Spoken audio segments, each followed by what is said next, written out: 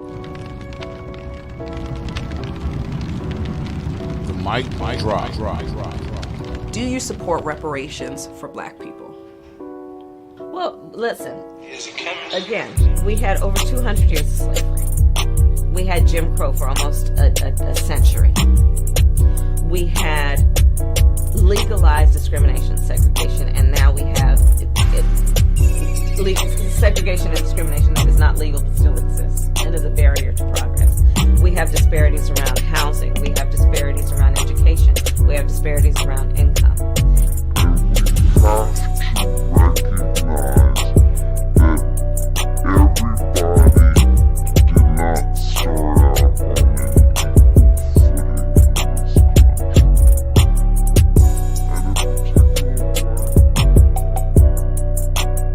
That man is a product of a poor environment. There's absolutely nothing wrong with him. I can prove it. Of course there's something wrong with him. He's a Negro.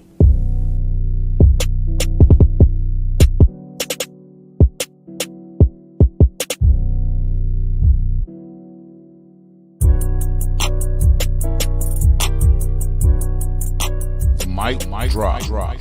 T-minus 10, 9, 8, 7, 6, 5, 4, 3, 2, 1, 0.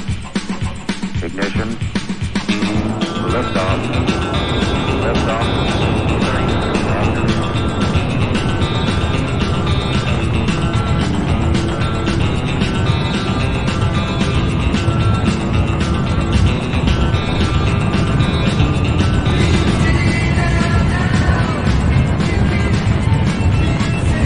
Listen, you got to come see us when you come to New York, VP Biden. I will. It's a long way until November. We got more questions.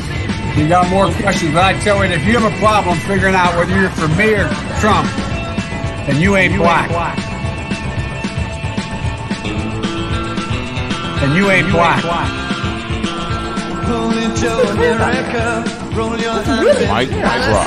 And you ain't Well, I'm black. not going to sit here and say I'm going to do something that's only going to benefit Black people. No, because whatever benefits that Black family will benefit that community and society as a whole and the country. Right? Shut up! You tell The mic drop. to get his ass over to my place at 3 o'clock tomorrow. Now, you don't want me to get ugly. No, sir. Shit. Ladies and gentlemen, welcome to another episode of the Big Mike Drop. I am your host, Big Mike, and we now have a special guest on this evening. We have Lil Big Nate. Lil Big Nate in the building. Ladies and gentlemen, welcome to another episode of the Big Mike Drop. I am your host, Big Mike, and we now have a special guest on this evening. We have Lil Big Nate. I don't know Nate on yet. Let me take him off real quick. Yo, so anyway, Lil Big Nate's in backstage, but he's going to get ready. He's going to come on. But tonight is a special night. Here he is right here. Ladies and gentlemen, Lil Big Nate. We're going to do it one more time. What up, Big Mike? How you doing, man? Man, what's up, man? How you doing? I'm doing all right, bro. How you holding up? Hey, man, good, man. I was running down to the wire, man, tonight, man. So it's been a day, man. It's been a day. February 17th, 2022. I have to say this before we get started. I'd like to shout out to my mom. This is a special day for me because if this day didn't happen a certain amount of years ago, then your boy wouldn't be here, man. What? It's your birthday? It's my mom's birthday. Oh, mom. Okay. Yeah, so happy birthday to my mom, Pamela Pogue. I don't know if she's out there. She's probably partying. But this is Mike Drop. Well, the other Mrs. Mike Drop. So yes. I decided to do this though, man. My mom bought me these lovely crystal Atlanta Braves commemorative glasses for Christmas. Okay. And she asked me about them. So I want her to see, Mom, I'm drinking out the water for Crystal. I appreciate it. You know what I'm saying? Man, been waiting to talk to you, brother. How's it been? How things going? Oh, things are going fine, man. Unfortunately, I lost my channel. Yeah. On Christmas Day last year, they took it from me. I talked to you that day. I called you for some reason. To man. Just on Chap Show with Dana the day before, and you crushed it. You absolutely crushed it. I was calling to congratulate you. You told me they took your channel down, man. So yeah, man, yeah, but you just have to bounce back, man. Yeah, absolutely. I look at it as a plus, because I'll be able to restart my channel and work towards getting monetized this time. So right. I'll be able to do that. So everything happens for a reason. So man, I mean, the censorship is a shame. I really Oh think yeah, it's that horrible. in a place where freedom of speech is one of the the pillars of this society. Absolutely. To be censored on your platform, man, is a shame. Yeah, I mean, just you label your content not safe for children. Right. And you would think adults would be smart enough to decipher what's going to be harmful to them and what's not. Right. We are adults. Right. And they're engineering and conditioning us to not use certain words and to not take certain stands on issues. That's what they're doing. Yeah, I noticed that and before we go all the way into it, I've noticed that people are using terms like self-deletion, and we kind of just skipping over the actual words that need to be said. Yeah, grape, stuff like that. I'm not no offense to the content creators that are doing it. I understand that it's a business, but and you have to abide by the rules of basically a new FCC, in my opinion. Working in cahoots, of course, with the Biden administration. Yeah, just absolutely determined to make sure free speech is something that we valued for a long time. It used to be the right that used to try to limit free speech. Right. Because real staunch conservatives not wanting certain words used in books, and but now, dude, it's completely a characteristic of Marxist and leftist ideology to limit people's speech. Yeah, completely coming yeah. from that.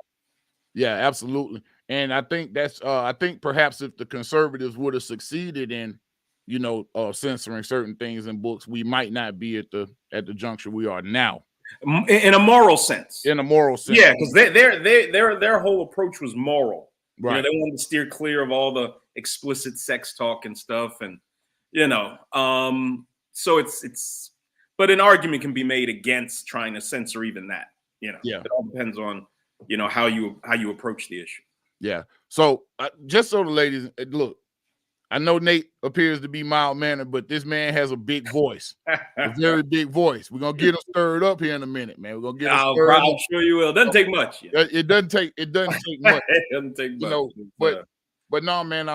I met you at the Manosphere meetup. Yes, sir. At the Black Manosphere meetup, in which case this was something that you organized. Yeah, I came up with the idea for it, and I pitched it on Bernard Riley's. I think like in May, maybe. Yeah. And some brothers were open to the idea, others weren't. We had between 80, 90 men come there. Yeah. And it was a great success. We have approximately 50 brothers in an IT class, learning AWS under the tutelage of Theo. And within the next few months, they should be ready to apply for their first jobs. And we're actually accomplishing things. Well, I was going what we get labeled as. Yeah, no, I was going to get to that, man, because I was making a joke, man. My wife and my co-host, Ronnie, who's on a plane right now flying to getting ready for Mardi Gras down there in Mobile. Oh, down in the Endo. Yeah, okay. No, she's in Mobile. So, we're from Mobile. That's okay. Yeah, that's the origination of Mardi Gras. The original Mardi Gras held in Mobile. Okay. So, that's a big part of our culture. So she's down there celebrating that. So she couldn't join us tonight. But they've been giving me shit about the Black Manosphere, man. And I think this is the missus giving you shit about it. Yeah, the missus, the co-host, my mom, everybody gives me shit about it. So because I think they only hear bits and pieces. And I was telling my wife, I said, you probably would have thought that the Black Manosphere meetup was probably something like a Taliban meeting, and we're debating on whether women should know how to read and be allowed to vote. Should women have the right to breathe? Yeah. No, man, like absolutely not one time did the subject of women come up, man. Brothers were in job training. This was a networking, relationship building tool. I mean, I wouldn't have met you from there, you know, unless I would have met my son. Got to I meet met my your boy. son. I met Big Lil Nate. You know what I'm saying? Yes, I met him as well. And I mean, we had a good breakfast, man. I met Bernard. You know, of course, I knew Big Mac the Fisher, but I finally got a chance to meet him, Sir Tice. Yes, sir. You know, yeah, man. Theo, Jap. I mean, there was so many people there, man. 411. I mean, just everybody. Freeman's Journal. If he's out there, shout out Freeman's Journal. If you're out there, he usually be out in the audience, man. So, ladies and gentlemen, Lil Big Nate lost the first channel, but Lil Big Nate has a new channel. So I'm gonna put it up here, man. I'm gonna put it up here, and y'all go. Let's see if we can't get Nate 10 subscribers tonight. Let's get Nate 10 subscribers from my channel tonight. So subscribe to the Lil Big Nate on YouTube at NateDogg74. Am I right? Yeah. NATEDOGG 74, all one word. Yep. I got you right. I got you right. So y'all go over there and hit the subscribe button on Lil Big Nate, man. This is true black man conservative thought. And I sat down and I was able to record a nice conversation, you know, a quick conversation between you and Jap back then, in which case y'all were talking, you know, heavy politics and, you know, things that are basically our agenda. And as the least represented people by the United States government, I think it's important that black men do develop our own political identity. And I think most of us are conservative leaning. How long have you been in the conservative? How long have you been a self-proclaimed conservative? How long have you been like, hey, I'm conservative? You just since the early 2000s. Early 2000s. Very early 2000s, yeah. So the Bush era, whatnot. Yeah, first Bush. When Clinton was coming into office in 1992, I was 18 years old. Okay. That was the first time I registered to vote. I was living in New York, going to college, and I was walking to the school that I was supposed to vote at, and I was gonna go vote for Clinton, and I said to myself, why am I voting for Clinton? Right. I couldn't understand why I was doing it. Right. I was doing it because that's black people's default setting, you know, voting Democrat. And I turned around and I went home. Right. That's on the lives of my children. That is absolutely true. I really didn't participate until I started learning about the system. I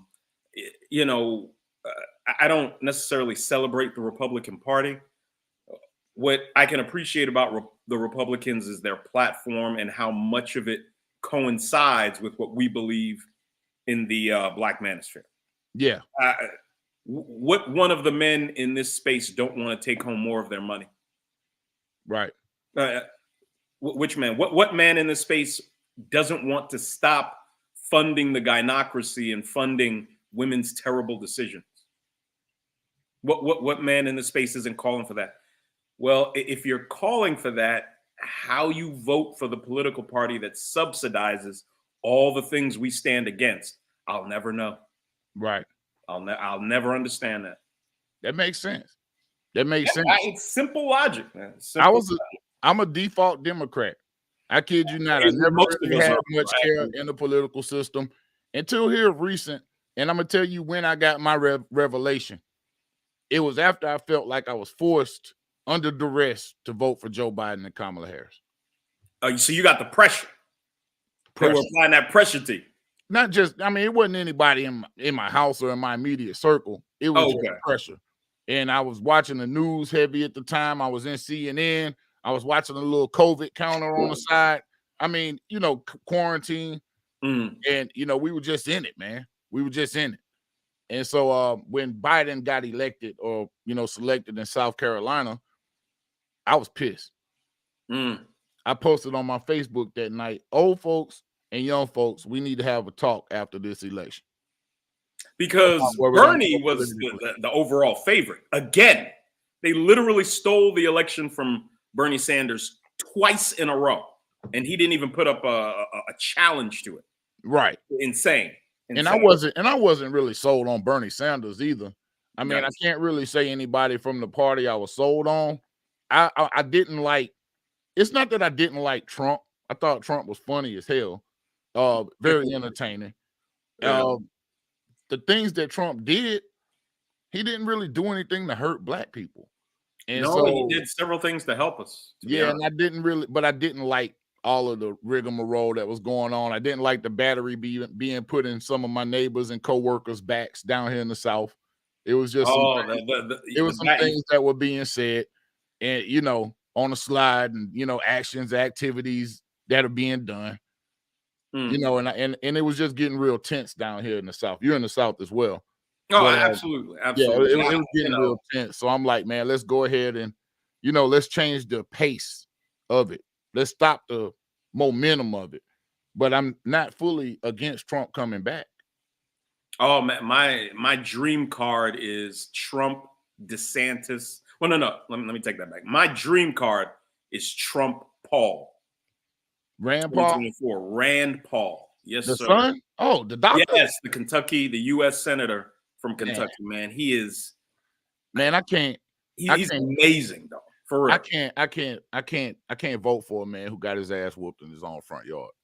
No, in what?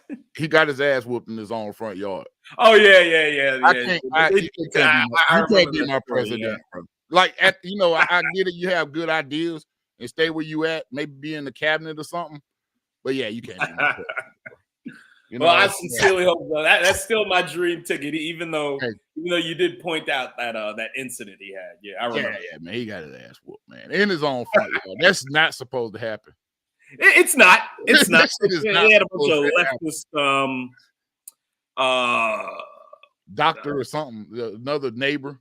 Yeah. He had a bunch of BLM leftist Antifa types out there. Yeah, and I remember saying to myself, "You should have been armed. I mean, why didn't you? You should have shot him. Yeah, you should have shot him. Shout out to Chris Calhoun. On your property and put their hands on you. That's a wrap, dog. That's what I'm saying. That shit's not supposed to happen, dog. I'm gonna drag you in the house. You know what I'm saying? I'm gonna drag you in the house, and we'll finish it from now, man. Shout out to my partner Chris Calhoun, man. First of all, he said happy birthday, mama. Love, big blessings and love. I appreciate that, big dog. Frank Seltzer throws up the deuce peace signs to us, Big Nate. Salute, sir. Muck City Productions, man. His brother was actually in the Manosphere meetup, man. What's up with you, brother? I met him while we were there, so shout out to you, brother. Salute, sir. Chris Calhoun says Democrats started slavery. We have to know our history. Absolutely. Yep. Absolutely. Trail Hands boxing team in the building. He said, hitting the heavy bag, listening to y'all tonight. Y'all cook. Oh, it's about to get warmed up. It's about to get heated up, man. So, Nate, you said you like to go off the cuff with things. Oh, absolutely. So just ask me what you want to ask me. We will play a little game tonight, man. I figured, let's play a little game. Let's play the word association game throughout different increments in our interactions tonight. So, I might just throw a name in there right now. Jim Clyburn. Oh my God. Representative South Carolina, one of the heads of the CBC. Another black celebrity. Another black celebrity politician. We don't hold them accountable. The misguided belief system of black people that we've had wrapped around our necks for the last 60 years, dog. It is so evident in how we vote and how we treat our representatives. Other people tell their representatives what to do. In Black America, our representatives, our celebrity representatives, tell us what they're going to do for us. It's ridiculous. And then they fail miserably. Yeah, and they don't do anything. They do absolutely nothing to improve the Black family, to improve entrepreneurial opportunities. They're fighting picture ID, really, for voting? You're fighting against the idea of protecting the sanctity of our vote with a picture ID. Yeah. It's racist because there are blacks that can't afford picture IDs. Well, I think that whole shit in itself is racist to think that low expectations. Yes. Yeah. The low expectations of black people, and they're fighting for the very lowest of the lowest of the lowest denomination of people in our society, man. Most people have picture IDs because if you ain't gonna do nothing else but buy some liquor, you finna get them up for the picture ID. Absolutely. You can't get it. So it's racist to have something that will not allow people into a club? Right. You know, you're going into one of these clubs or lounges or something, you have to show ID. Right. And is that racist? Is that inherently racist? Then why is it racist when it's set up to prevent our vote being taken advantage of by illegals, regardless of the illegals' color? Well, that's what they're trying to do. Is and you know, I never really had an opinion on immigration until here recently. And it's basically, you know, based off the fact that, yeah, we're getting outpopulated as Black people. Severely. And if they allow these people to come in and start voting, a lot of times these people vote conservative first and foremost. They don't really vote for Democrats when they vote. It depends on the location. Yeah, a lot of you know, in Florida like that, they vote conservative. And like in Florida, they vote conservative. In Texas, they're really starting to vote conservative. New York, you know, most Latinos are going to vote Democratic. It depends on the region a lot of times. Right. So, you know, these are the major population centers for Black people as well. Some of these cities that they occupy, we occupy the same space. And pretty much our interests are going to get crowded out by sheer numbers eventually. 74% of Los Angeles, 74% of Los Angeles is Hispanic now. After the 2020 census, 74% of Los Angeles is Hispanic / Mexican, and I think something like 20 or 21% is Black. Just 20 years ago, it was closer to 48% for Black. Right. Yeah, man. So pretty soon we're going to dwindle down. We're about 13% of the population right now. Pretty soon we're going to dwindle down, you know, to 11%. 10%. It's just going to slowly whittle down. It's like Los Angeles, it's going to slowly whittle down, and before you know it, we won't have any political power. None.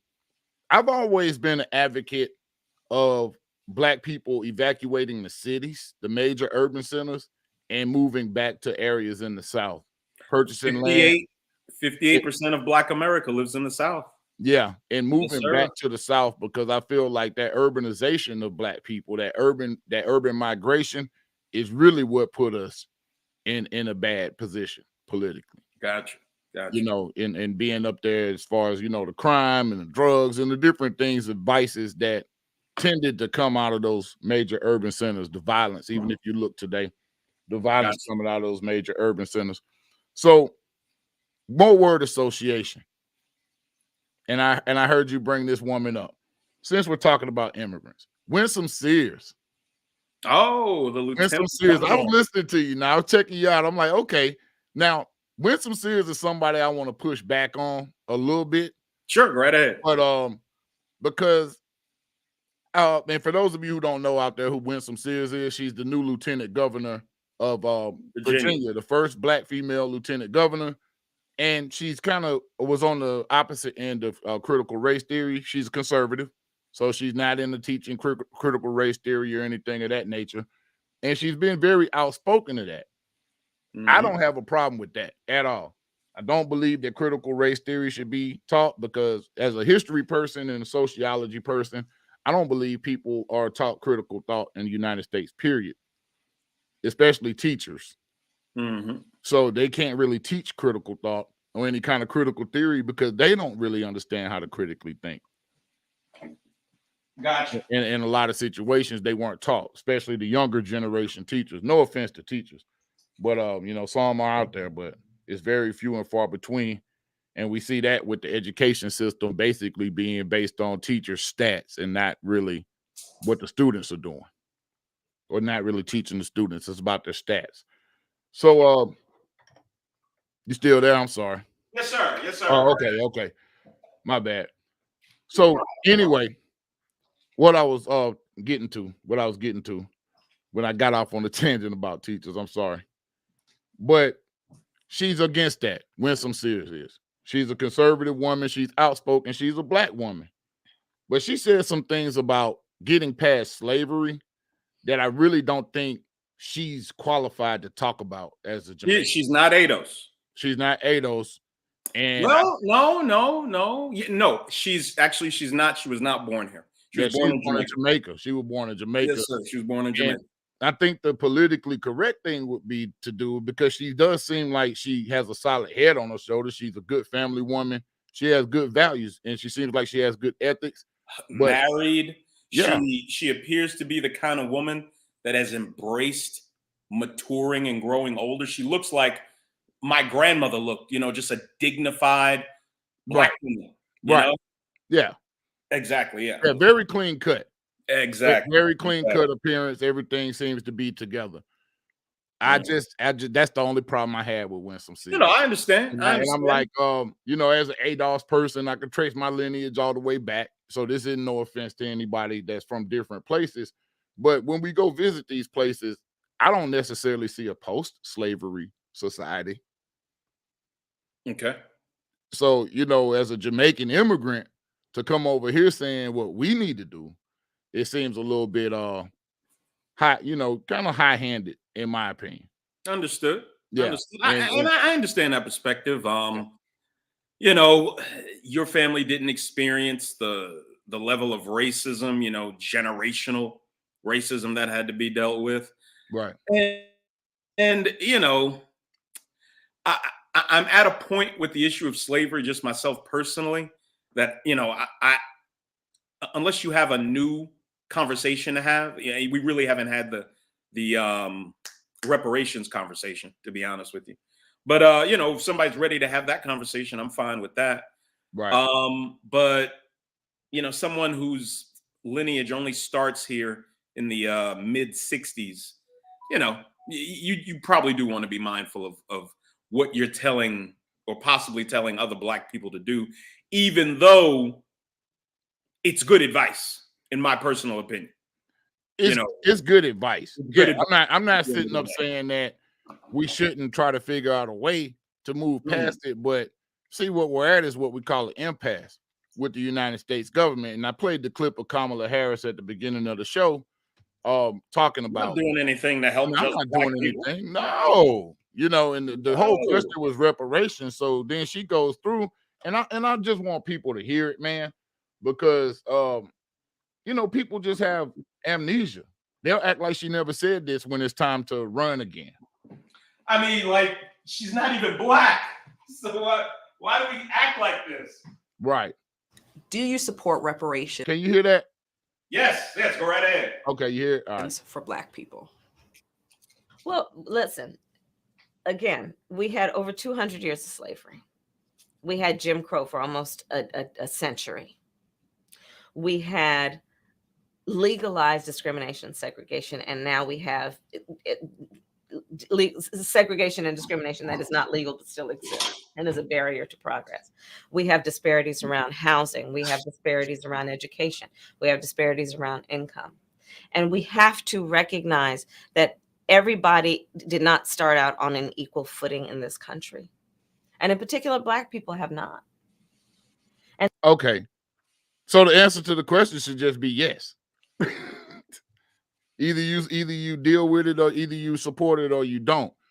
So these are the people that we're voting for, the Democrats that we put in power, that have to this day done nothing for us, with the exception of the crack pipes. That's the only thing they've done for us. No, I understand. Give me 1 second. Handle your business.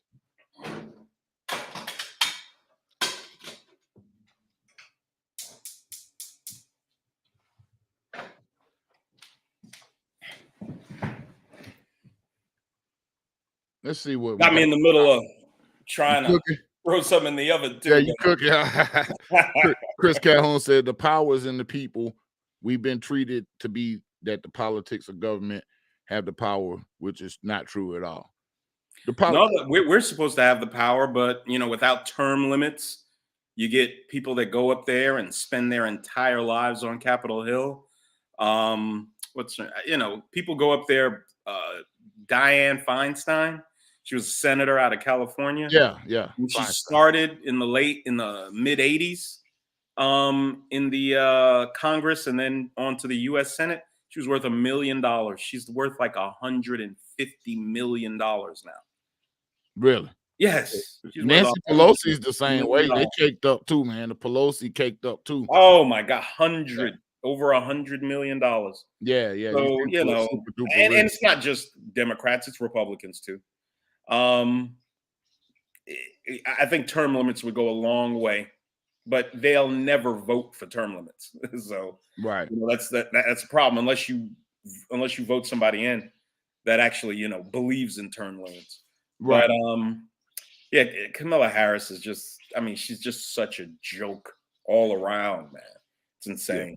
Yeah, like she has like the lowest approval rating of any vice president. Of any vice president in history since they lower than Andrew Johnson. I think her approval rating is lower than Andrew Johnson right now. You know what I'm saying? 28% approval rating now for Kamala Harris. Wow. Yeah, yeah. She is probably the most completely disingenuous politician I've ever seen in my life. Oh, absolutely. Almost Charlatan-like. Everything about her is fake. Yeah, yeah. She's very rehearsed. Very rehearsed. So I believe that we should impose age limits. I think that I hate to say term limits, but definitely age limits. I think we should impose age limits. We should impose age limits on our representatives. So basically, yeah. Age limits, you said. Age limits, yeah. Okay. Explain that out. You have to be a certain age to run for president, right? I don't think you have to be a certain age to run for Senate or Congress, but you do have to be a certain age to run for president. That means you shouldn't be president over a certain age either. In my opinion. I personally don't feel like we have to have a president that's over 80 years old. I don't think that's fair to the people. Well, I don't think I think Biden would run into 80. He's not going to get a second. He's not going to get a second administration. There's no way. Well, I really say 75. Personally, because under no circumstances, if you out in the public sector working, and nothing's more public than the government, 65, they're trying to push you out the door and give you your pension. Yeah, Maxine Waters is 80 plus. Pelosi's 80 plus. Yeah. Yeah, we have some absolute ancient folks on Capitol Hill. Yeah, absolutely. I think Clyburn's getting up there as well. Yeah, I'm sure. Yeah, probably mid-70s. Yeah. Yeah, mid-70s. You know, get the fuck out of there. That's my thing. Get your ass out of there. I mean, if you were working at the food stamp office, you would be out of there. You'd be trying to get out early retirement, 62. To draw so 65 would be your age. 65 is the official political requirement. I would go 75. 75. Okay. I would say by the time you're 75 years old, unless you're finishing out a term or midterm or something like that, you shouldn't even be able to wager put your number in the hat, your name in the hat, if you're over 75. Yeah, over 75? Yeah, I could probably if you're 75 or over. There's the risk of death while you're serving your term, you know. Correct. Congress is just 2 years, so but a president's 4. Right. But yeah, senator's 6. So, Yeah. If you're 75, you shouldn't be running for Senate. Gotcha. Yeah, that's my thing. Or you shouldn't be running for president. You shouldn't be running for anything that's going to put you in that, range to where you really just need to be retired. Gotcha. That's just my opinion, man. I hate to sound. I mean, but a man's opinion can become the law of our land, depending on how determined he is. Yeah. So I mean, I've never heard anybody suggest that. I mean, you have to be a certain age to run, so it's already discrimination on one end of the spectrum. Mm-hmm. But then at the other end of the spectrum, to where you really start getting sloppy, sometimes I look at Joe Biden and it's just nothing in his eyes, bro. When he's talking, nothing, dog. There's nothing there. It's like that crazy old man shit. Like, yeah, man, he might have fecal matter under his nails, man. Like, you got to make sure you're cleaning yourself right and shit. Dude, he can barely put together a sentence. Yeah, barely put together a sentence. Right, and then has the nerve for the $30 million in crack pipes, and then they tried to back up off of that story. Oh yeah, you laid their ass out, man.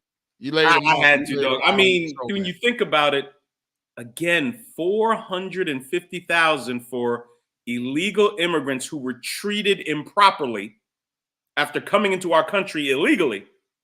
That level of reparations for them, Black people during Black History Month, I'll give you 30 million in crack and meth pipes. Wow. Yeah. Thank you. No. Thank you. No. Motherfucker. Yeah, I can't wait for him to get out of here. But I did want everybody to know I'm not tripping. I figured out why Joe Biden really went for crack pipes, Nate. I figured out why Joe wanted crack pipes. Why is that? You know, he's just a caring family man. He cares about his kids, man. The man cares about his children. And, you know, so I'm going to show y'all. So this is why Joe Biden wants crack pipes. Piece of crack cocaine. That's Hunter Biden to the right. No bigger than this quarter that I'm holding in my hand. 1/4 of $1. We passed a law through the leadership of Senator Thurmond and myself and others. Strom Thurmond. A law that says if you're caught with that, you go to jail for 5 years. You get no probation. You get nothing other than 5 years in jail. I forgot to say, he getting domed out by a chick too, man. So he's smoking crack while he's getting domed out. That's a filthy animal, man. Doesn't have a choice. They don't show it. Under our forfeiture but like you can see her hair. You see her? You can. Wow. Right there in the little corner, man. He blowing crack smoke in her face. Everything from your car to your house, your bank account, not merely what they confiscate in terms of the dollars from the transaction that you just got caught. I love when their words come back to everything. Look at him. He grabbing her head, dude, at the end. Oh my God. Hunter Biden is a total degenerate. And Black people will ignore this and bounce right over it. Mainstream media doesn't have a word. The Chinese government, the communist Chinese government, has video of him sexually assaulting a minor, a 10-year-old Chinese girl, from what I understand. Yes. I don't want to see it, but I would love for it to be proven and him brought to justice. Oh, dude, these people, the elites, there's so much dirt on them, you know, between other governments, and it's all, you know, blackmailing and holding it over their heads to get them to do certain things. And that's just how government operates, you know, in a lot of countries, including this one. Yeah. Well, but, what a complete piece of shit. With that being shown and said, the Big Mike Drop did pick up a new sponsor, man. You know, it's all about the money. You're good with the sponsor. It's all about the money, man. It's all about the money. The Hard White House STEM Company. Smoke like a Biden. Endorsed by Hunter Biden. Let's get it cracking, America. Biden Let's get it cracking. Let's get it cracking, America. Awesome. That shit, the color of his teeth on the front, man. You know? Wow, that's good. That's that hard white. Bro. That's that hard white. Your Brillo pad is not included. You got to buy your own Brillo pad. Wow. Okay. Yeah. Good deal. That's new sponsor for the Big Mike Drop, man. Like I said, it's all about the money, Nate, man. When it comes to it, man, we just got to go with who pays us, man. You know what I mean? Got to go who pays us, man. So I'm going to open up the phone lines, man. Let's get some more people involved if they would like to. Ladies, don't call in and argue with my guests. Ladies, I know we still have some rebels. We have some rebels out there. Don't call in and argue with my guests. Don't make it hard tonight. Let's have a good dialogue. That's all I'm saying. Welcome to Blog Talk Radio. Please enter your host PIN. When finished, press the pound.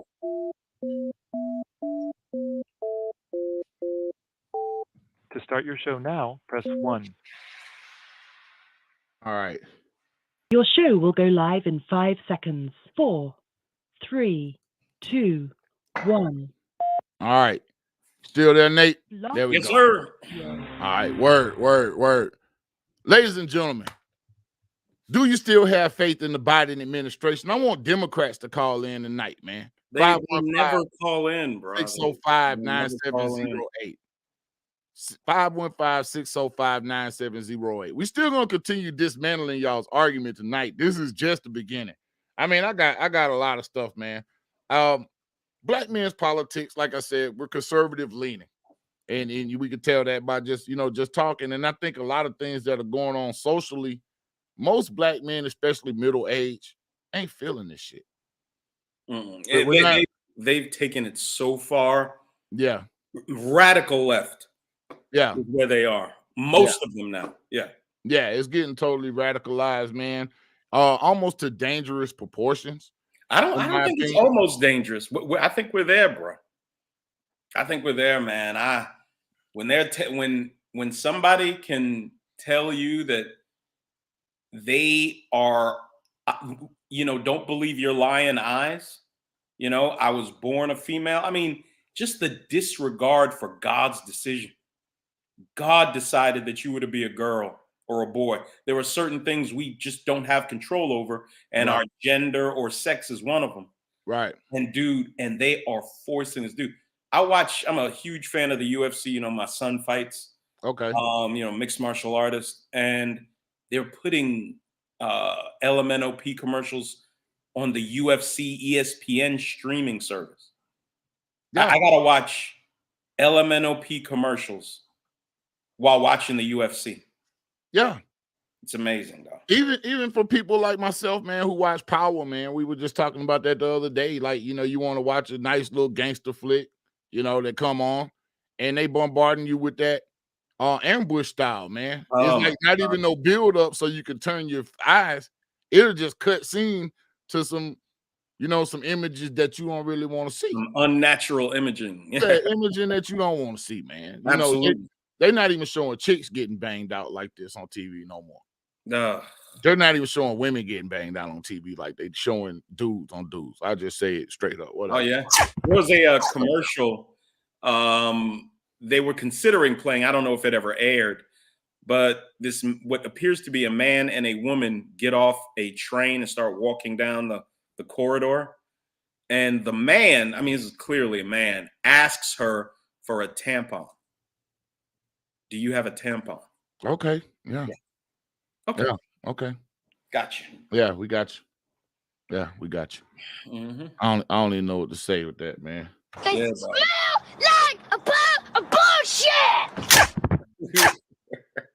We had to go shoot some shots on that shit, man.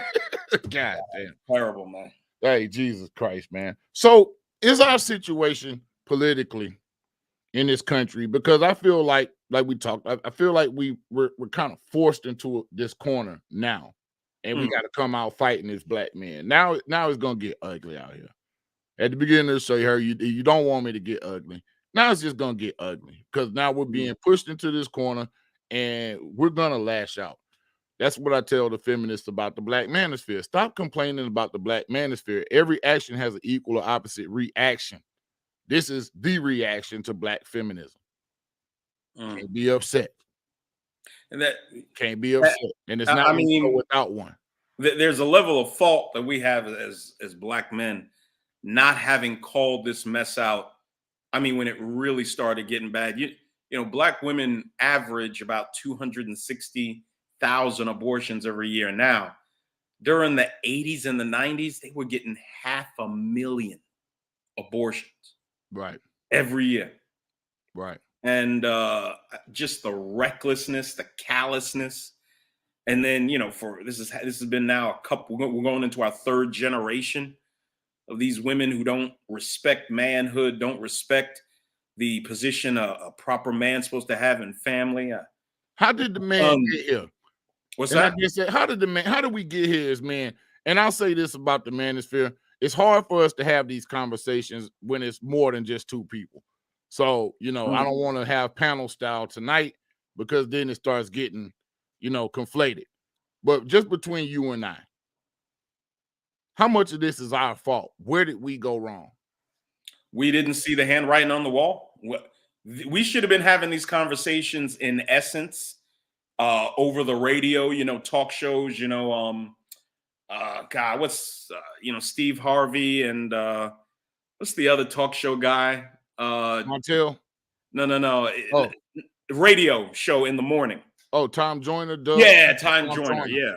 You know, we should have been having these conversations on there instead of those talk shows just being, you know, strictly, you know, applauding black woman nonsense. You know, we waited too long, even though it's kind of destiny that we wait this long because the internet's the most powerful tool to get this message out. Right. Yeah, we would have never had the level of influence we have in the last 5-8 years, you know, being on just on, you know, terrestrial radio or something. Right. You know. Right. So here we are. You know, again, just like with slavery, I don't want to spend too much time thinking on the past and what happened then, you know, or why didn't we catch it earlier? It's imperative we tell all women, but especially black women, the truth of exactly what's going to get them thrown in this human pile of refuse that nobody's going to want. And dude, there are going to be tens of millions of primarily black and white women that have nobody to take care of them. Nobody. They'll be languishing in their 200-300 square foot apartments or whatever they live in, little dormitories that they'll be living in. Right. And you know, a lot of the relationships with their children are bad because the children grow up to finally realize what a terrible job they did as a mom. And I try to encourage women not to be part of this group. Right. You know, you need to be part of the group of black women that are going to get consideration, that'll, you know, be taken seriously, because it's getting harder and harder to take any of them seriously, man. It just is. Right. Nah, I understand. Especially if you're out here, you know, in the dating game or, you know, trying to whatnot, you know what I'm saying? Yeah, I could imagine what you're running up on, brother. You know what I'm saying? And my hat's off to my brothers that's still out here in the game. Yes, they haven't decided to go their own way. There's a group of guys that decided to go their own way. And they, you know. All due respect to them dudes, but you're supposed to have a woman. Not interacting with a woman. I can't do it. Yeah, I mean, I can't do it either. So I can't do it, though. It's one of those things to where I just resolve myself to try to just take care of my microcosm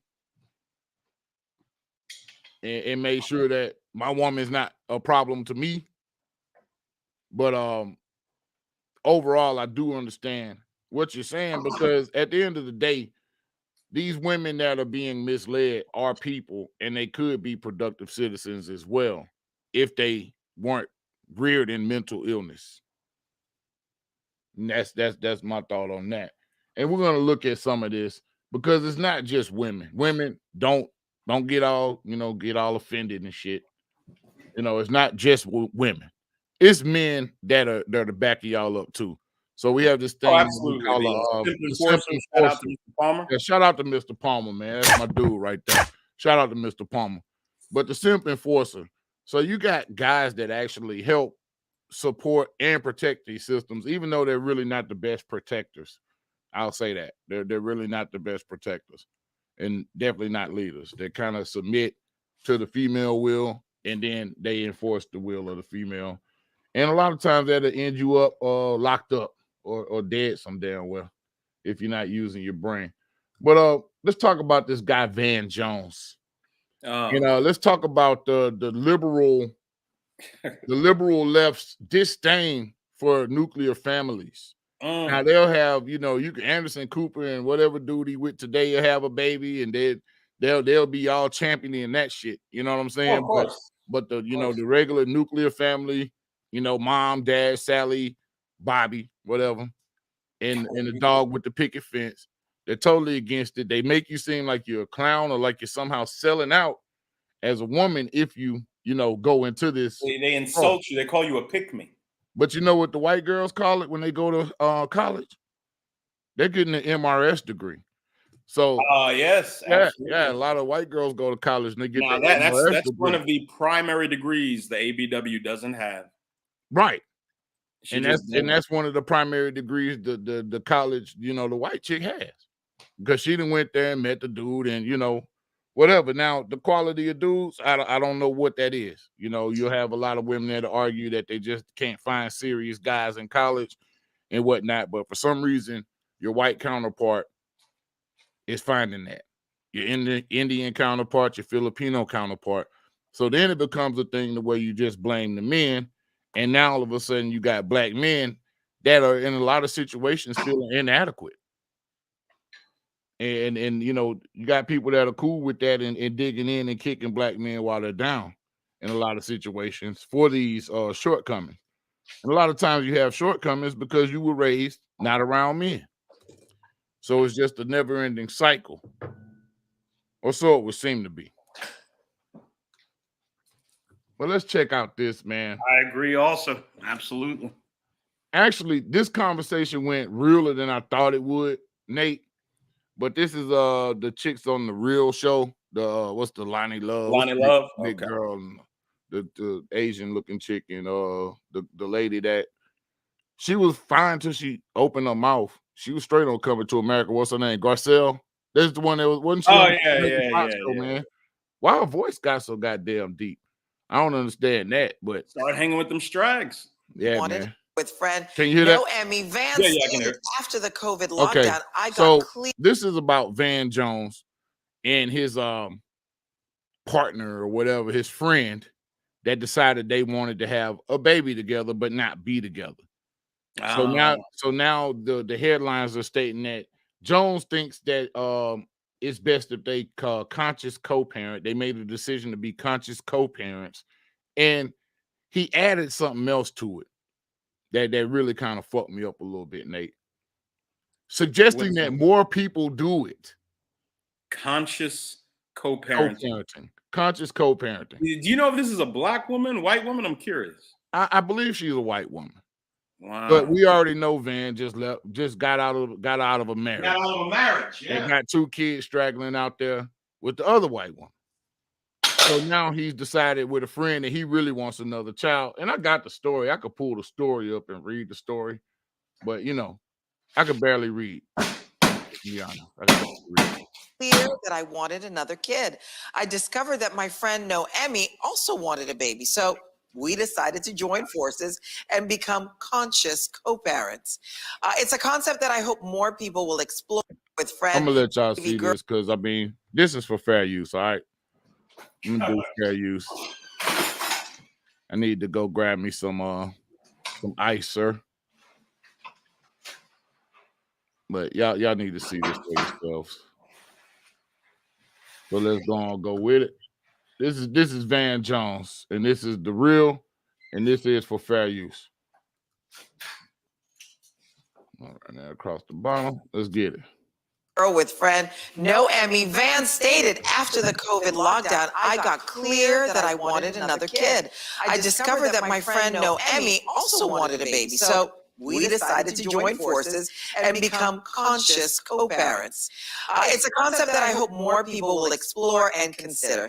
Now, while many people understood the concept, others are giving a bit of a side eye and have many questions. So ladies, what are your thoughts on this? I have so many questions. I actually do love the concept of this. Funny enough, Ray and I, at a certain age, both of us have the desire to have a family, that we would co-parent and like have a child together. I think the difference is that we would do it scientifically, medically, and there would be no sexual relationship. I'm so curious, what was the plan here? Like, was there sex involved, or was this just done because these are two friends who want? Okay, but I think that makes a difference. I think if you had a sexual or romantic relationship, and that's where a child came from, versus prior to anything saying this is what we're doing. Yeah, that does make a difference. Well, what do you think? know what? I think.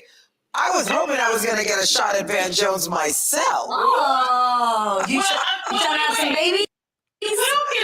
What do you think about that, Nate? Like that whole concept. Big Mag the Fish in the building, by the way. Big Mag, man.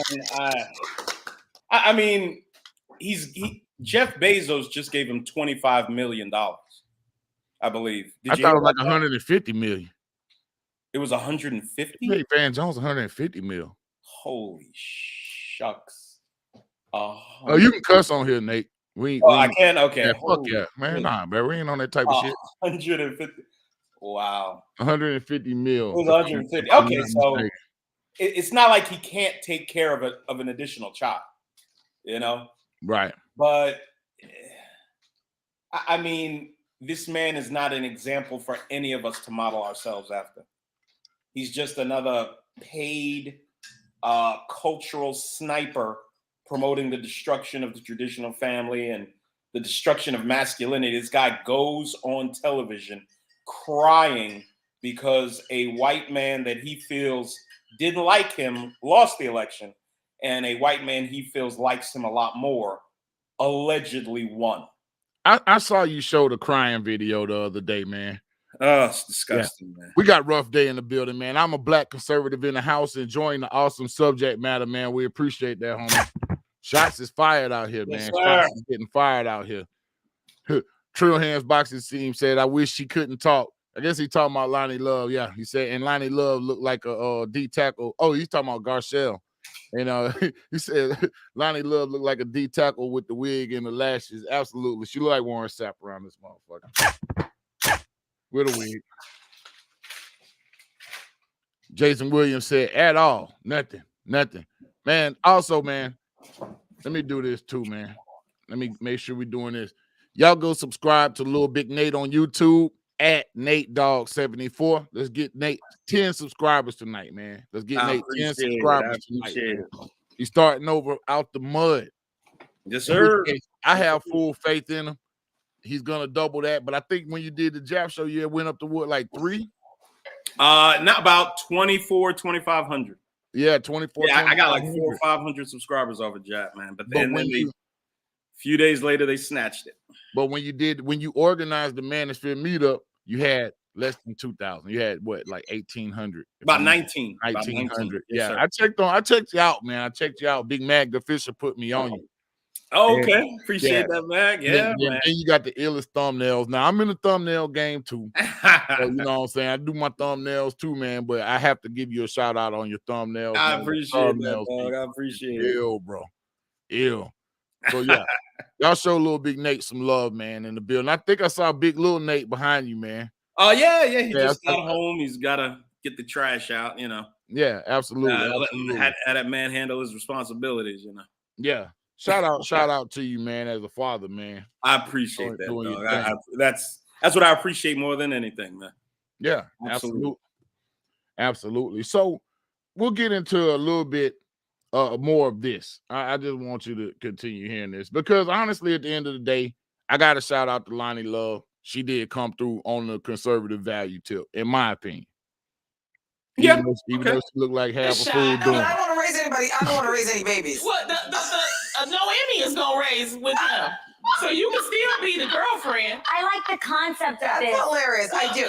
I think it's beautiful. I think it's a beautiful concept that here he wanted another child, she wants a child. They come together and they raise it. And listen, Van Jones has a very full life, right?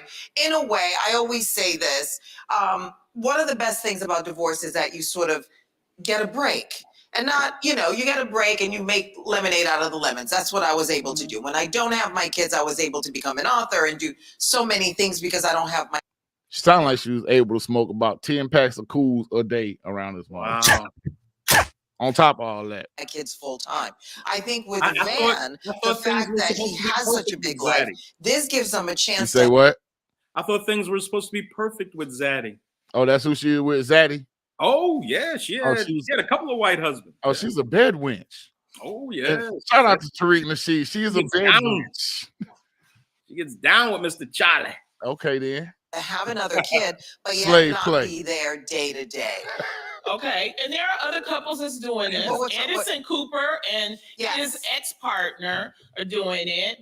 Megan Fox and Brian Austin Green, Naomi Watts and Liv. Well, I don't think those people went into it as co-parents. That's what I'm curious. Hold on. Is that Rolanda? Is that your boy? No, that's Garcelle, ain't it? Okay, that's Garcelle. Okay. Yeah. You said Rolanda. Yeah, I like I just, man, I got to get some new glasses. Hey, man, Rolanda probably look like the chick off Star Trek do now. Same age and everything. I think. Because I have a very high-profile girlfriend who I'm not going to name, but she, for a long time, thought she wasn't going. No, that she was going to, if she couldn't find the right guy, that she was going to do this with a friend of ours. But would they have had sex to create the child? No, because he's gay. Same here. Okay, so do you get where I'm coming from? Yeah. I'm so curious if this was a romantic relationship that then went to. We both like to have a kid. Yeah. They had the Twitter kid. I don't get the feeling that his friend, and now he trying to talk about. No, what Twitter was saying. I didn't say it. Twitter said it. Especially Black Twitter. They saying it because this is unusual. I have a problem with this. What's your problem? Because is this the new way we're gonna do relationships now? It might be. That's why I made that face about he does. That was the realest thing she said to me. That was the realest thing she said. Is this really how you we're want to do relationships like this now? Wow. Yeah. I didn't expect that from Lonnie Love, to be honest with you. I didn't either, man. It kind of shocked me, man. That's why I didn't want to come out the gate on no crazy shit. Just beating her up. Just showing that we are fair and balanced at the same time. If somebody if somebody says something that's real, then I'll give them their props on what they say. Doesn't have to be there every day. Right. That obviously changes the nucleus of a family. Yes. And I think that while you absolutely have the right, like in my case, Ray probably would not have lived with me. I probably just, you know what I mean? Yeah. I don't know how, we didn't work it out that far. We didn't get that far along to those conversations. But I think that can be complicated in certain ways. I don't want somebody having a kid with somebody, in my opinion. I wouldn't want someone to have a kid with me so that they wouldn't have to be there all the time, so that they can go and further their career. You know what I mean? No, but I'm saying it's not intentionally that way, but it definitely works out because who's going to have the baby? But Mike works out for who? It doesn't work out for the children. Right. It doesn't work out for the goddamn children. See how selfish they are? Ugh. Disgusting, man. We're getting them started. For me, let's go. If somebody moves on and gets a partner, let's go. Does that partner agree with this? I think it depends on if it was done sexually or if it was done scientifically. Yeah. Because then it would be like, well, at some point, you know what I'm saying? Do you get, okay, for instance. Come on, Garcelle, really? For instance, if you met a guy and you wanted to now if he meets a new woman and she actually wants to have a romantic, or let's say he wants to get remarried to this person, but he's now co-parenting with this other woman. You think it was sexual? Stop giving me looks, Lonnie Love. Stop giving me looks. Man, an excuse to not commit. I'm sorry. When you add this type of relationship and everything, wait until you get a part. Can you imagine just having? I mean, we have a lot of single mothers and I get it. Choice mothers. This is complete. Which in this case is. This kind of is a version of being a choice mother. She wants. Now they got new terms. Now it's choice mothers. Choice mothers. Well, men can have babies according to Mark Lamont Hill. So yeah, I saw that bullshit. Men can have babies. I mean, what's that brother doing to himself, man? In the public, Mark Lamont Hill, he's got a doctorate out of the University of Pennsylvania, man, which is Ivy League. Yeah, and you got up on. That's an L for the Ivy League today. I might as well. I might. Oh yeah. They're going to force you to L for Ivy League education. Yeah. Spending $100,000 a year probably. So your son can think your daughter can think men have babies. Amazing, man. So I mean, like I say, shout out to Lonnie Love for at least firing back at Garcelle, because Garcelle was getting ready to go the whole ethically, morally bankrupt bitch route. I hate to say it. It was actually the Asian lady in the middle that kind of probably still holds on to a lot of her traditional values of the way she was raised. That's why I would imagine that's why Jeezy is so head over heels for her. And I'll have to say, well, I hope he's careful with that. But I'll have to say he's 40 plus years old. Yeah, I hope he's careful with that. But I will have to say Lonnie Love came through looking like Hattie McDaniel. And then kept it old school. You know what I'm saying? So shout out to Lonnie Love during Black History Month and everything, man. But that does spark a question from me. and we're gonna move into another thing I wanted to talk about with you, Nate. But Sure, I do have to ask this question first, man. Is Van Jones really a Pookie? No, is he a Pookie with a doctorate? This man's having babies all over the place. I mean, come on, what's going on? I'm not going to give the Pookie classification for a dude that has one child out of wedlock. I will see how things move forward. You know, if he starts on some Nick Cannon type vibes, we'll have a problem there. Nick Cannon's definitely a Pookie. They actually talked about Nick Cannon. An incredibly wealthy Pookie. Now he's asking for Mariah Carey to come back to him. Yeah. These niggas are just, boy. He should have never left. Yeah. What'd you leave for? Well, can you imagine dealing with a woman like that? A woman who's had that much money and entitlement and been worshipped by, fans and stuff. I would imagine she's impossible to deal with. Eminem say she'll slap. Hey, Eminem say that's Mary Poppins, bro. Yeah, isn't it weird how Eminem treated her and how Nick Cannon treats her? Yeah, completely. Yeah, man. Yeah, Eminem, man. I don't know. He came out with a thing. Yeah, jizz all over her face on YouTube for like a couple of hours, man. They took it off. Oh my god. Yeah, man. So they really got disrespectful, man. And Nick didn't do nothing. Came out talking about shooting and shit. Yeah, didn't they have like a little diss back and forth or something? Yeah, they had like a little diss. Yeah. A little diss back and forth. So a lot of brothers out here, man, are probably gonna be afraid when it comes down to it to go out here and actually vote for our rights or our interests. You hear In me? which case, my interest is Nate. Uh-oh. My apologies, man. I'm sorry. No, you all good. You all good. You got to do the dad thing. Absolutely. Get in line, Nate. Get in line. I had to call him downstairs, man. Oh, okay. Say, hey, you had a little bass in your voice, man. I had to. I kind of jumped a little bit. I know he had earbuds in there, so. Yeah. That's me. My wife be yelling at me like that around the house. Sitting on with my earbuds, man.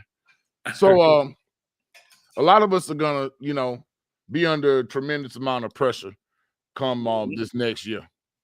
Yeah. This next year or two. Actually next year, because we got a Senate and not a House race and a Senate race actually here in Georgia. Because Raphael Warnock, the pastor, is back up for election. And he just came out with a commercial, man, and said he's a pastor at heart. And I want to do what I could do to make him a pastor again. Oh, wow. Every Sunday. Give me a little background on this gentleman. I'm not too familiar. Raphael Warnock. So Raphael Warnock was the ADOS senator that basically put Georgia, that basically evened everything out. It flipped Georgia blue. So you had he was one of the new guys that were brought in.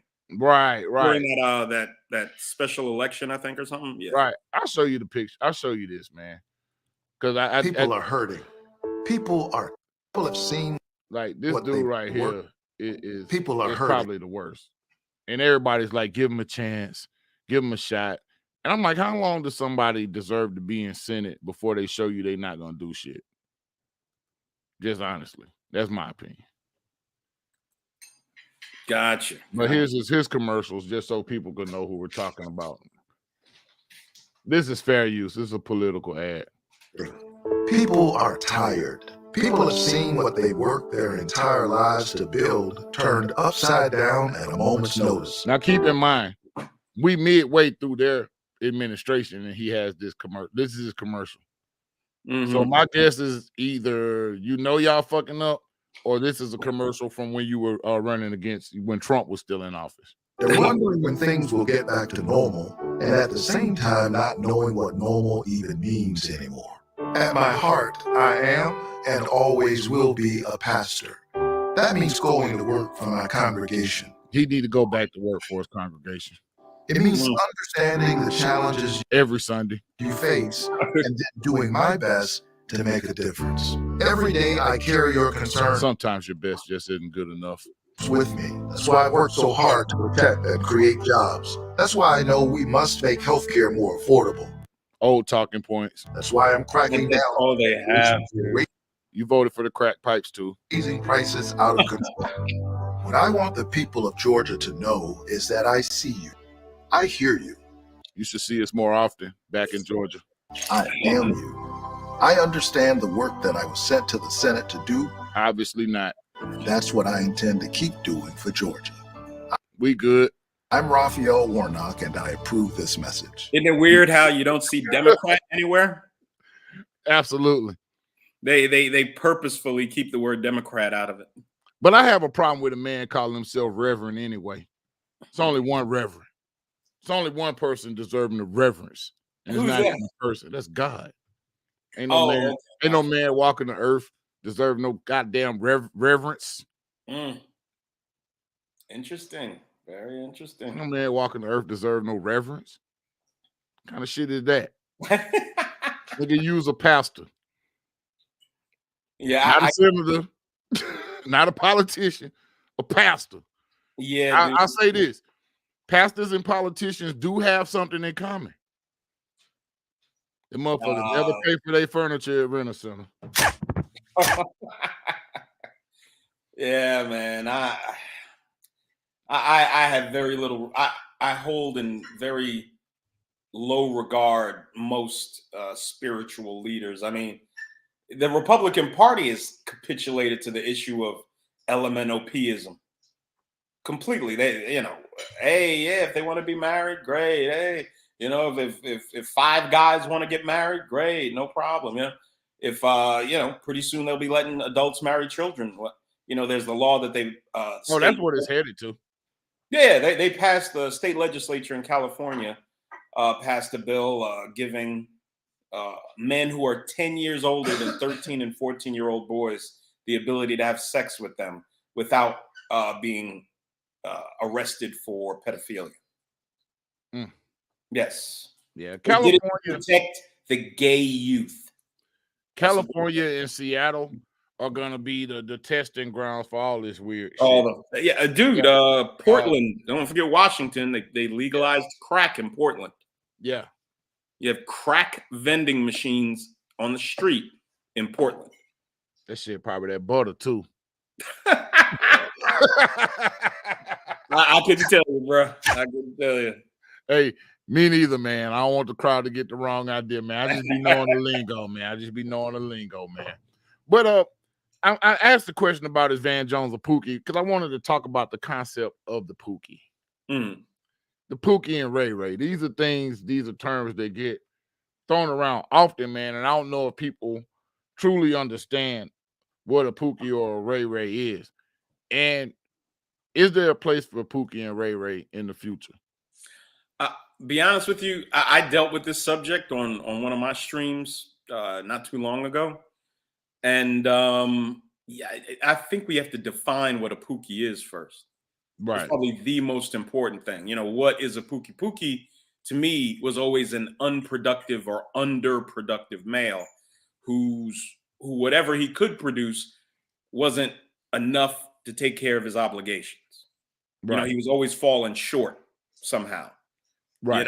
A man never, stepped up to take care of his responsibilities, but, would have a bunch of children out of wedlock, stuff like that. That's like the main determinant, unproductivity and children out of wedlock. That's what tells me, there's Pookies, there's street dudes, Right. I'm trying not to mix the two of them, street dudes, depending on what they do. I know a promoter that, it's pretty legit and makes decent money. He hustles like crazy, and puts on stuff in the city of Charlotte.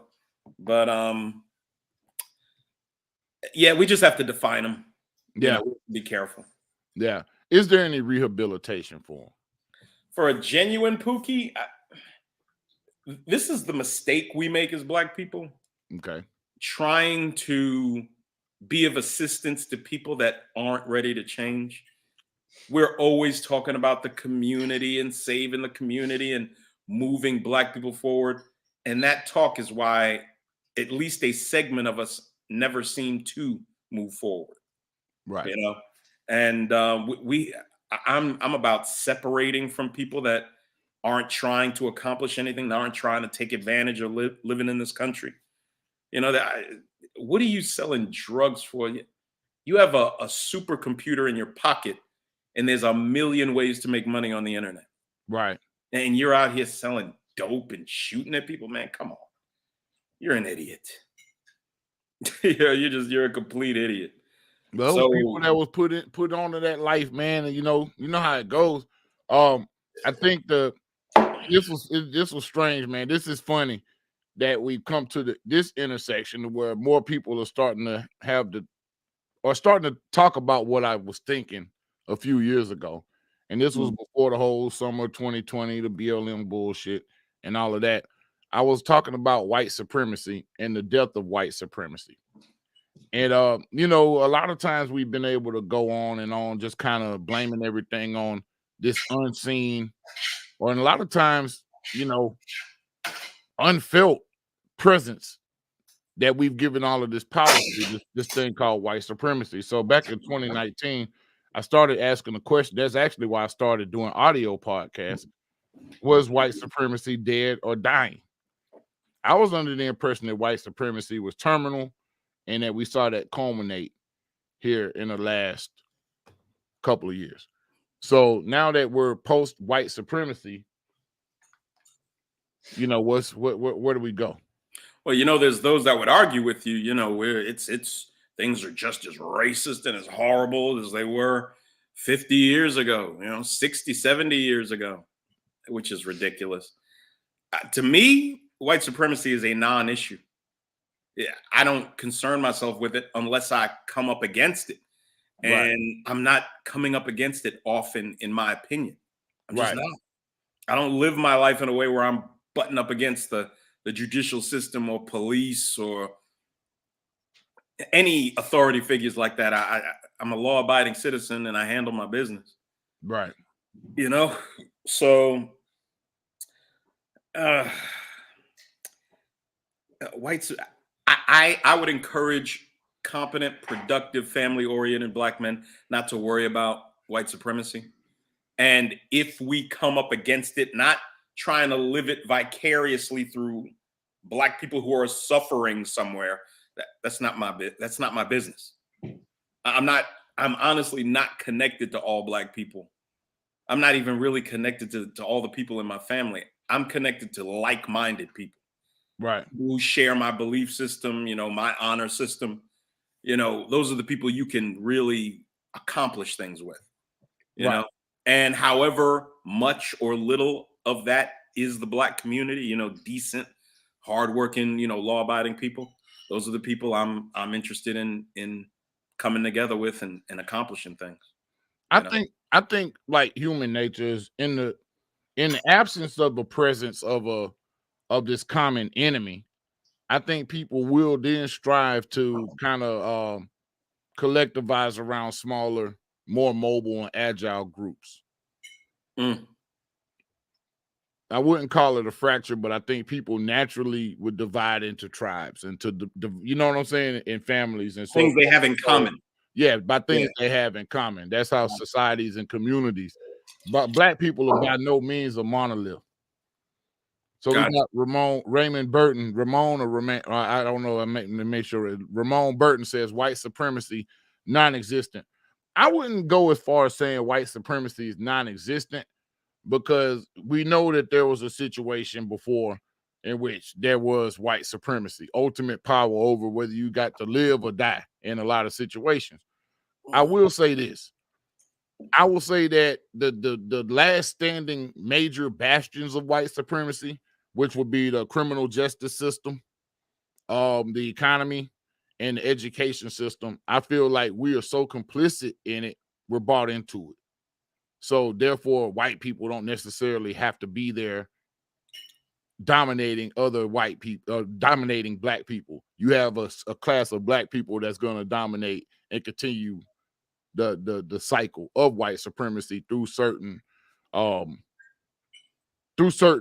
activities in certain areas.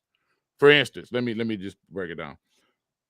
In the economics, it's not that we can't engage or interact in the economy. It's not that we can't jump into the economy. It's just that we choose to jump into the economy on the consumer side And that's where we tend to focus our research. Is that because of racism, though? It's not because of racism. I'm not saying that. All I'm saying is that white supremacy basically was like several different things. Like I would say 7 different areas that would be basically controlled by white supremacy in the classical sense. I guess the Francis Cress Welsing or the Nearly Fuller sense of white supremacy. So one of those areas was economics. So now that there's no law saying that we can't be a part of the economy and engage in the economy, we engage in the economy not from a manufacturer or a merchant standpoint. We come in as the consumers. So therefore, we're still blocking ourselves out of the economy by not taking advantage of everything the economy has to offer, if that makes sense. No, that I agree with completely. I don't necessarily see the white supremacist play in that. No, that's just part of what white supremacy used to have. They no longer have control over, but we still play it out. Does that make sense? On a bigger level, not necessarily smaller people. It's people out here that are, very sophisticated with their investments and things like that. They know what they're doing. But at the end of the day, when you go buy something, chances are you're not buying from a black manufacturer. Oh yeah, it's very. So therefore, we're still robbing ourselves of our spot in the economy. That's what I'm saying. But we're doing that to ourselves. Absolutely. That's what I mean. The criminal justice system. The falling for the drug game still. Absolutely. Yeah, that I agree with. Yeah, so I mean that shit's so old, man. There's been so many millions and millions of hours of time given out, of years given out to people that nobody should really even be trying to go that route anymore. There's so many other things you could do, like you were saying. Yeah, man. I mean, just illegality, period, man. It's just way too many legal ways to make money, man. Right. White housewives all over the country are making 6 figures, brokering Amazon stores and selling stuff on Amazon. Dude, what?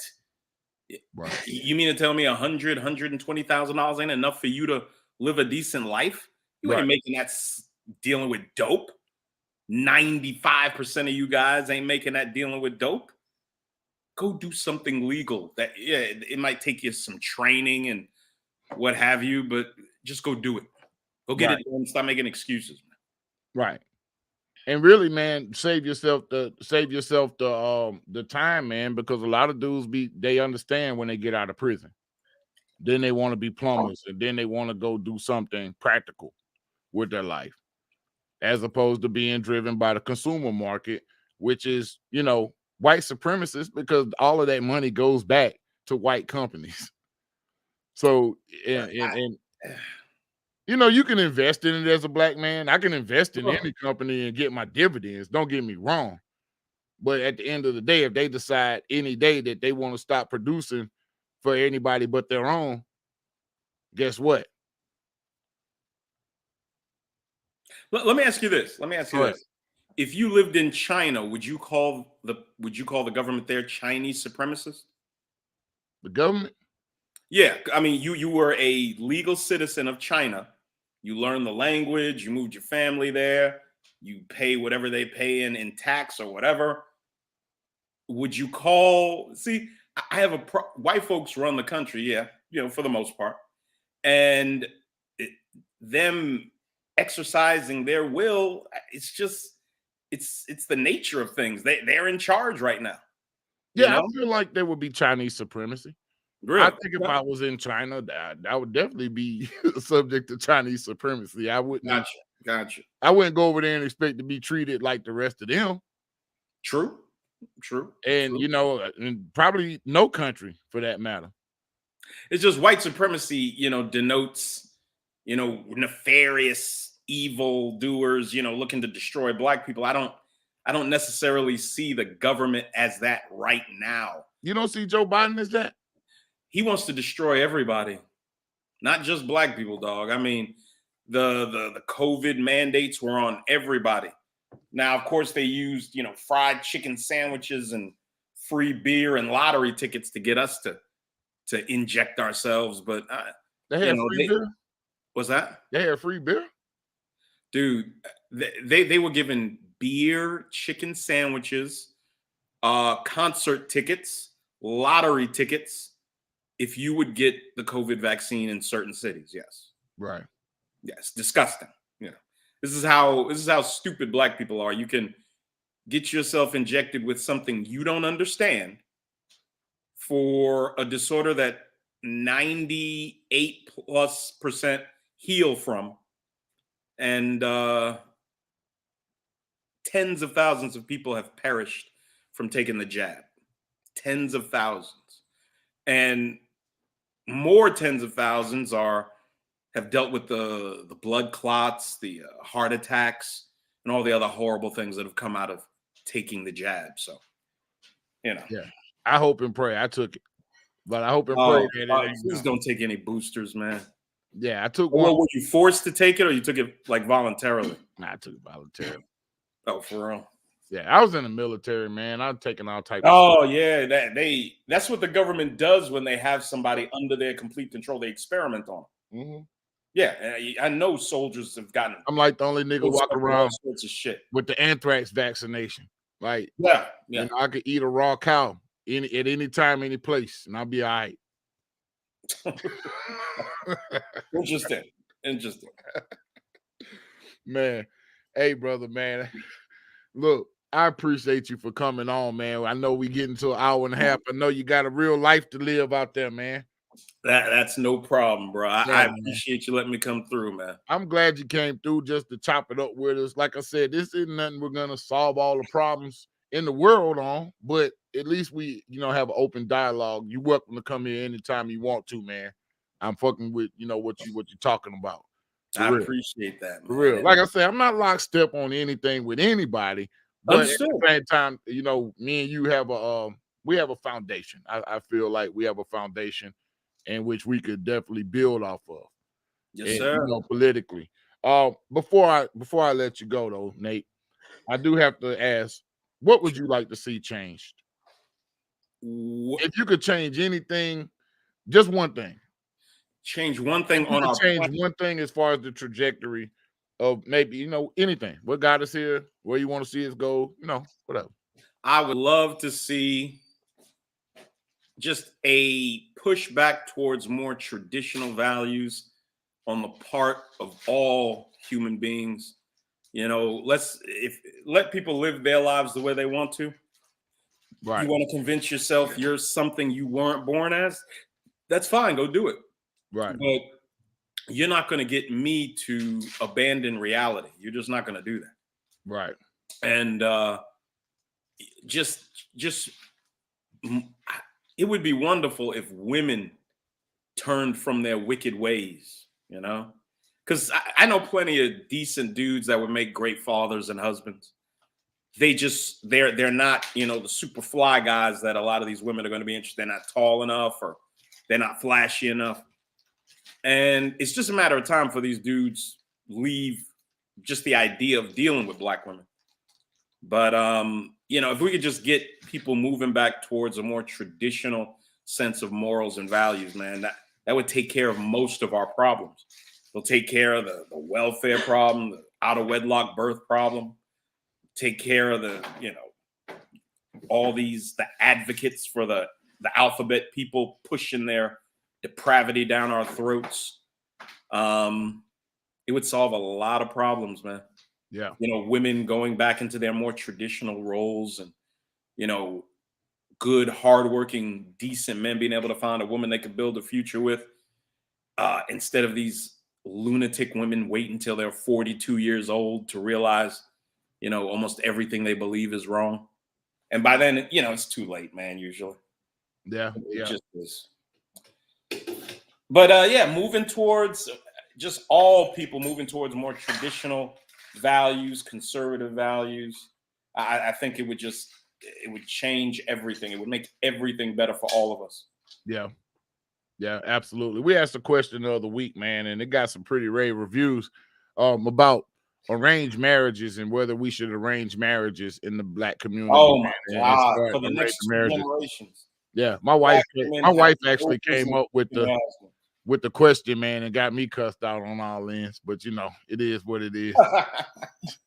Rough Day says history proves white supremacy is real. Most black people have no power over present and future.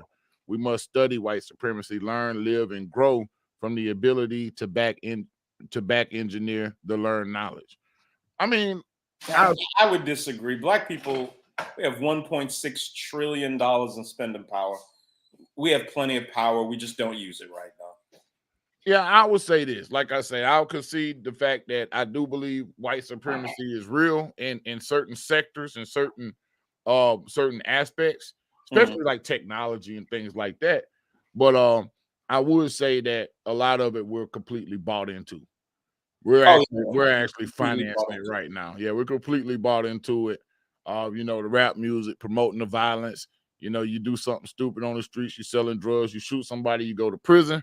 Can't really blame white supremacy, even though white supremacy is the system that built that system. But you can't really blame it on nobody that making you participate in it. Nobody makes you go to it. Absolutely. It's not like we're going to concentration camps and shit. Not yet. They're building them. That's my conspiracy theory too. But we're not going there just yet. So gotcha. But I do think a lot of things that we could actually just make up our mind to not be involved with and not take part of, and life would kind of be gravy. Yes. I'm sorry. You know, if you're looking for a white boogeyman under every grape soda and bag of flaming hot Cheetos, I don't live that way, man. I just don't live that way, dog. Yeah. The white man is he's a competitor. I gotta compete with him. Sometimes, plenty of times I've beaten him. Other times he's outperformed me. It's okay. Yeah, it's okay. And if we really want to avoid the problems that could arise, get into industry and start your own businesses. How many people work at the plant where they manufacture Tide? You can't go take that formula and add some things or take away some things and start your own laundry detergent business. We have to make products. Exactly. That's how you become wealthy, not opening up a service-based business, you know, where you're trading hours for money. You have to create products, or you can, you know, manipulate money and make money that way, you know, Bitcoin and things of that nature. But one of the easiest ways to become wealthy is to produce a product, multiply it, and sell it to your fan base. I'm glad you brought that up. I'm glad you said that, and create profit from the Bitcoin and whatnot. A lot of people still haven't conceded to the fact that that's why so many people aren't going back to work, because during the quarantine, they took those stimulus checks and they bought Dogecoin, they bought Bitcoin, and these things that flipped several times. In the case of Dogecoin, it flipped like almost 100 times. I remember brothers were telling, "Hey man, buy Dogecoin, buy Dogecoin." Yeah, that flip like 100 times at one point in time. So if you would have bought it at 0.6 cents, 0.006 cents, a sixth of a cent, a penny, you know, you'd buy $300 or $400 worth of it and it flip 100 times. You're not looking for a job no more. A lot of businesses. How many people do you think did that though? A lot, man. If you look at a lot of people, man, a lot of black businesses were created during the quarantine. Okay. A lot of black businesses were created, which is why you got these restaurants and these essential jobs that are looking for people to come work now. These people don't have to work. Dog. It's amazing that all the shopping, you know, food markets, all closing at 8 o'clock. They used to be open to 11, 12. Right. All the fast food places. I don't go to a lot of fast food, but I will go to Chick-fil-A sometimes. Right. And yeah, they close up 8 o'clock. Crazy, dude. Yeah. Crazy. Yeah. I got a high roof Sprinter van that I ride around in from time to time. And I can't ride through the drive-thrus because they have the height. They have the little stuff like that. So, you know, and a lot of lobbies still aren't open. So, you know, it is what it is. Brother, I appreciate you for coming out, man. No, my pleasure, you know what bro. I'm saying? Y'all out there, subscribe to Lil Big Nate on YouTube at NateDog74. If you don't subscribe, disloyal, fool-ass, bitch-made punk. Jay! Denzel. Jay! man, y'all go subscribe to Lil Big Nate, man, at NateDog74 on YouTube, man. This shit is official, dude. I mean, with the sound effects and everything, man. Yeah, Good man. deal. I've been fucking with this for like going on 2 years now. So Good deal. Good yeah. deal. Now that I'm working and out on the road, you know, I don't have as much time as I used to, but I did put a lot of time into it in the beginning, man. So like I said, it's my pleasure and my honor to have you come by and just chop it up with me. I've actually called you. I may have this wrong. The de facto leader of the Black Manosphere. No, I don't even want that, bro. I don't want that target on me, dog. You don't want no target. Oh, no problem. But you were able to bring some brothers together, man. Yeah, man, absolutely. And we're gonna do it again in Houston. Yeah, we'll really get things bumping come June, July. We'll really start making our big push to get everything set for Houston 2022. And hopefully we'll be in a position to address the Republican Party directly after the bloodbath that's supposed to take place. Oh, that shit's gonna be horrible. Oh, dude. I mean, the only Democrats there will be are Black people and an ever decreasing number of Hispanics. If I don't think we're going this time, man. Well, no, Black men maybe won't go. I think Black women are just completely sold over to these monsters. I know the hotels ain't going. The hotels ain't going. Ain't going where? Ain't going to the left? They ain't going to the left. Oh, really? Wow. Yeah, I don't think the hotel's going. I think they're more on the not voting. So we had this thing with hey man, we got J Speed, the OG in the building, man. So we had this thing, man, with where we were gonna talk about that. What about libertarianism? It's a bit radical to me, just no regulation. There are libertarians that don't believe in borders. Yeah. They do not believe in borders at all. They believe you should be free to roam the entire planet. There should be no restrictions and no naked and everything. Yeah. So but I absolutely would lean towards that political movement before I would have anything to do with the Democrats. Yeah. I know that the moral component, libertarians tend to steer clear of moral arguments a lot of times. Right. And, I know that the moral issues are a serious component of what will determine whether or not Black people are successful and if people in America are successful. So, but yeah, I can definitely listen to Rand Paul is Rand Paul's a libertarian. Yeah. Mm-hmm. Yeah, he would bring a little bit of libertarian flair, man. We just get him some classes, some taekwondo classes, self-defense or something. You know what I'm saying? And, give him some self-defense, man. Let him earn a couple stripes, man, and go on, get in there with them good ideas. Now, I did particularly like his father. I liked Ron Paul. Oh yeah, Ron Paul was awesome. Ron Paul was one of the few just honest politicians. Never voted for a tax increase. Yeah, I mean, just a guy with principles, for God's sakes. Yeah, in DC, yeah, that's unheard of, dog. Yeah, my man saying that last thing, bro. YouTube is shadow banning your actual subscriber number. Are you talking to you? I don't know. Are you talking to me, Rough Day? He might be talking to me. Look, man, I'm used to this, man. I'm gonna keep pumping this message, man. Nobody's gonna shut me up.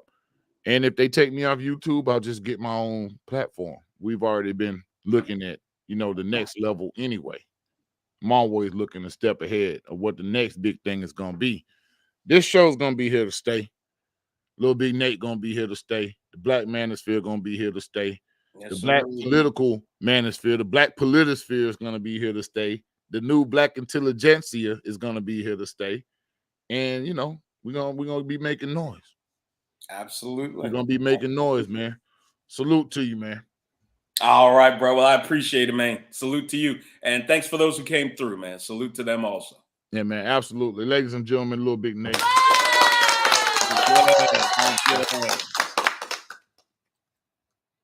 Yeah, man. Y'all, I appreciate y'all for joining me tonight on the Big Mic Drop, man. Just wanted to bring my partner through, man. Let y'all hear what we got cooking up, man, on the political side of things, man. Like I said, everybody's not going to agree on every aspect of everything. But one thing you can do is sit down and have an open dialogue. You know what I'm saying? Have an open dialogue, honest discourse. Everything doesn't have to be loud. Everything doesn't have to be rah-rah. So, man, I appreciate Lil Big Nate for coming through, chopping it up with us. Once again, this McAllen is kicking in. This is the McAllen 12. You know what I'm saying? So it's kicking in. Shout out to my mother-in-law for buying this for me. And shout out to my mom, Pamela Polk, man. Happy birthday, Mom. Love you. It's your boy Big Mike signing off. Peace.